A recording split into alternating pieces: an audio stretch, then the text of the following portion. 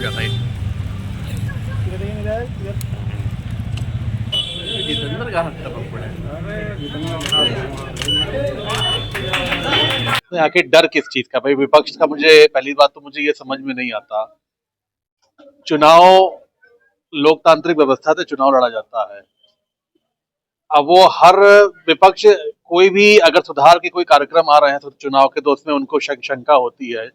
पहले तो ईवीएम पे वो सवाल उठाते हैं। हर चुनाव जब हारते हैं तो इसका ठीक रहा ईवीएम पे फोड़ दिया जाता है, विपक्ष फोड़ देता है। तो सबसे पहला सवाल तो मेरा ये है कि जो प्रदेश जीता है विपक्ष, इसका मतलब वहां भी फेयर इलेक्शन नहीं हुए हैं, तो उसको भी इस्तीफा दे देना चाहिए उनकी सरकारों को।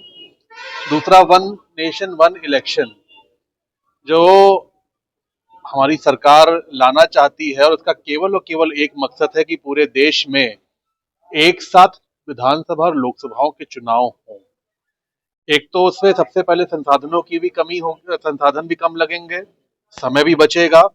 क्योंकि हम देखते हैं कि हर वर्ष कहीं ना कहीं किसी ना किसी स्टेट में चुनाव की आचार संहिता लगी रहती है, और करीब 3 से 4 स्टेट हर वर्ष चुनाव में जाते हैं।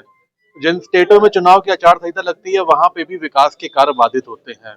एक साथ अगर चुनाव हो जाएंगे तो पूरे 5 वर्ष का कार्यकाल केंद्र सरकार के साथ साथ प्रदेश सरकारों को भी मिलेगा, तो विकास की योजनाएं बहुत तेजी से आगे बढ़ सकेंगी। अब उसमें भी शंका है समाजवादी पार्टी को, अखिलेश जी को।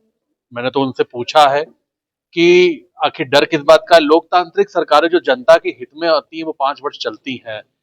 जो सरकारें जुगाड़ की बनती हैं, केवल सत्ता हासिल करने के लिए बनती हैं, हो सकता है वो सरकारें बीच में चली जाती हैं, गिर जाती हैं, या विश्वास जनता का नहीं जीत पाती हैं।